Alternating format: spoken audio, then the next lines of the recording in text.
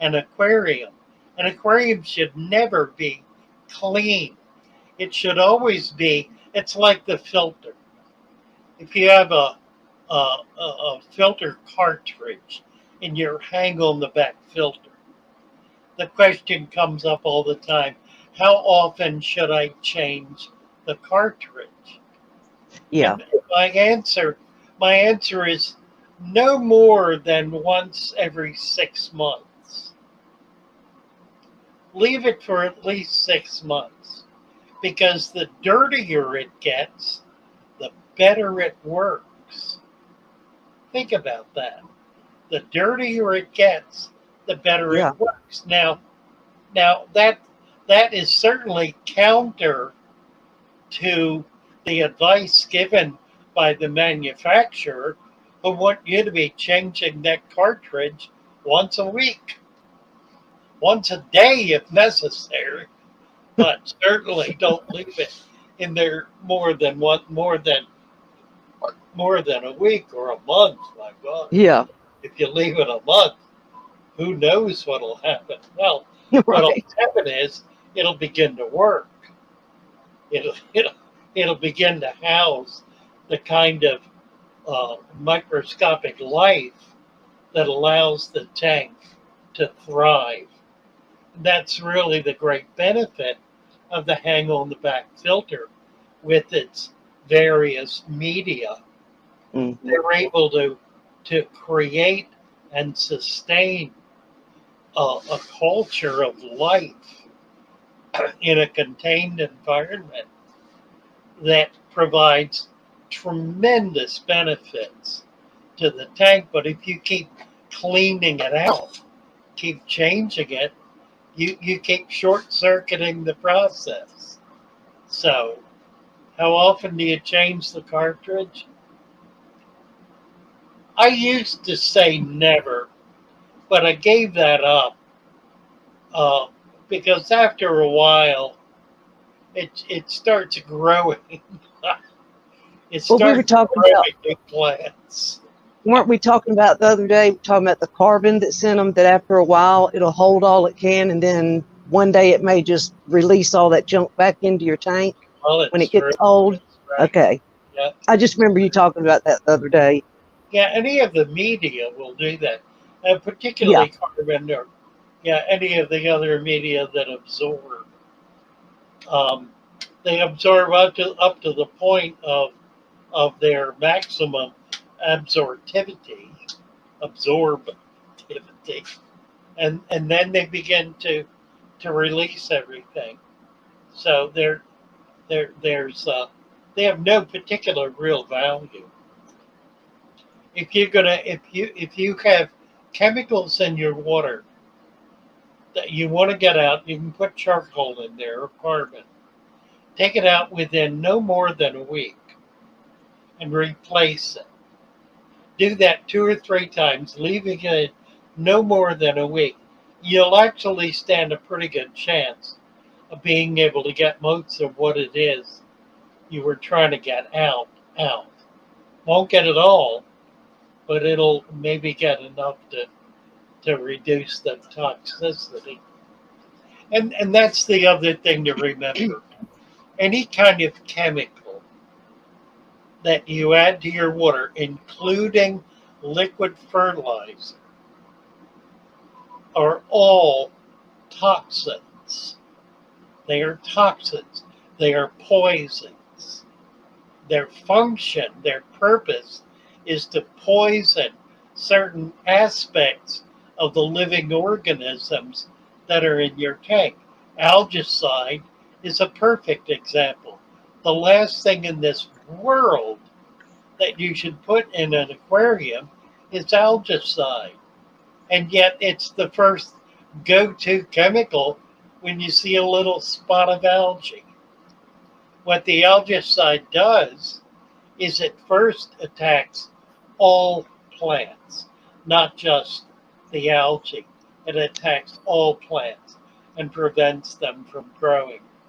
It then begins attacking the fish, preventing the fish from growing, preventing their food from being able to be effective.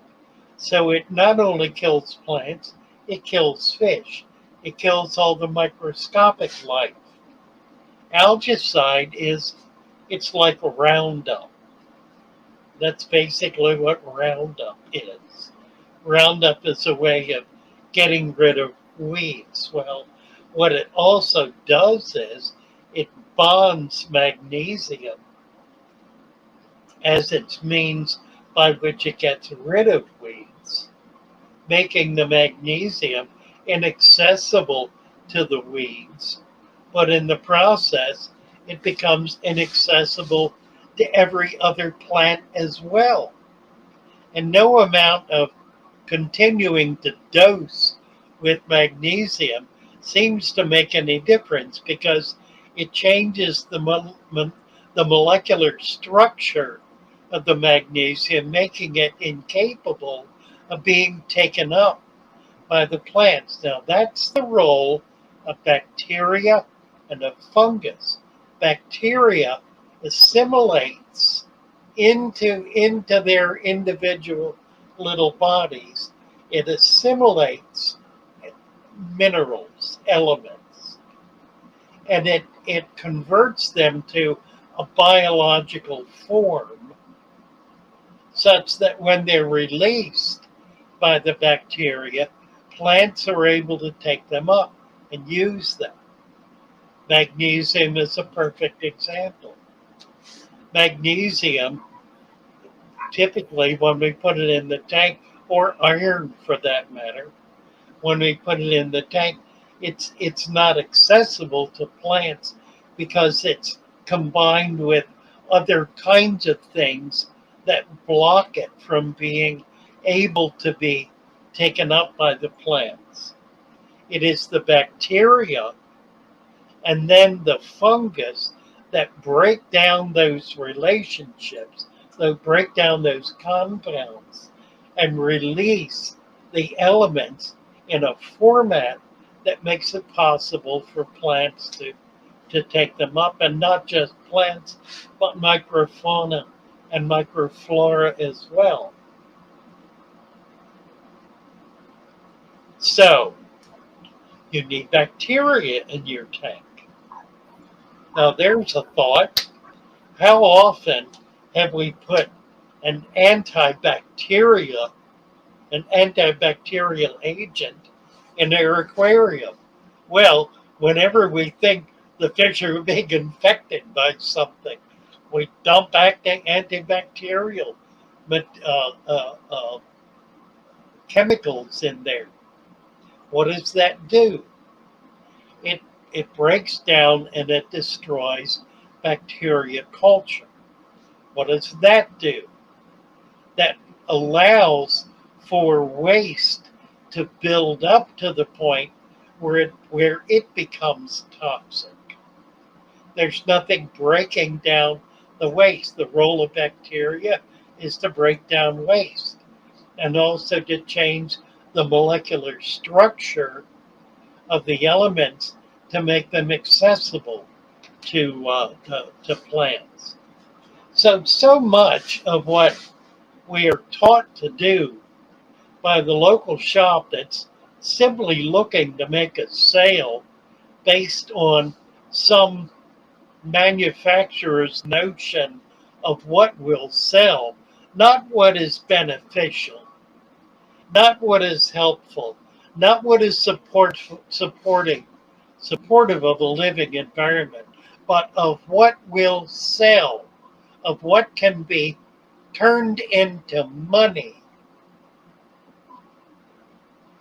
simply and easily at virtually no cost with an exceedingly, extremely high return. Let me give you an example. There's so many. How about methylene blue? Methylene blue. Methylene blue in its natural state it's a solid converted into a powder and diluted into RO water, pure filtered water.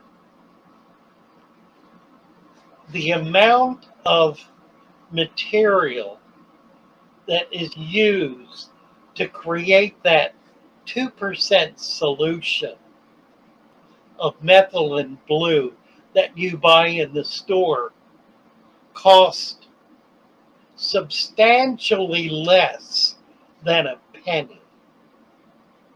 The chemicals that go into manufacturing methylene blue and putting it in those little bottles has no effective cost. It is, for all intents and purposes, free. It's put in a bottle that may cost the manufacturer 10 to 15 cents.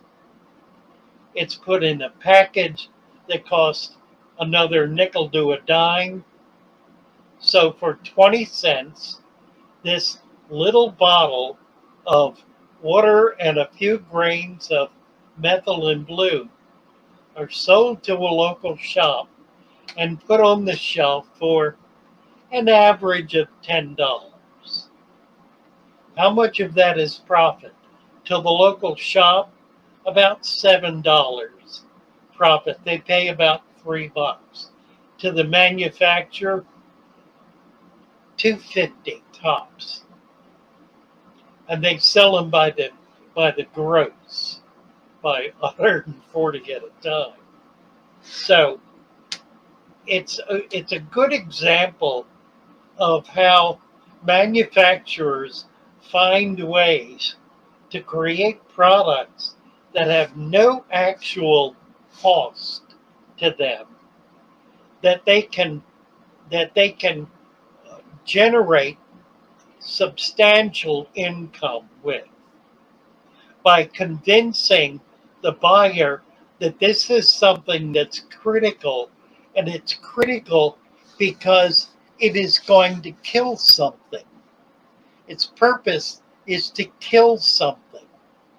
Its purpose is not to create life, it's to create death, with the belief that by killing certain things, other things will be able to thrive.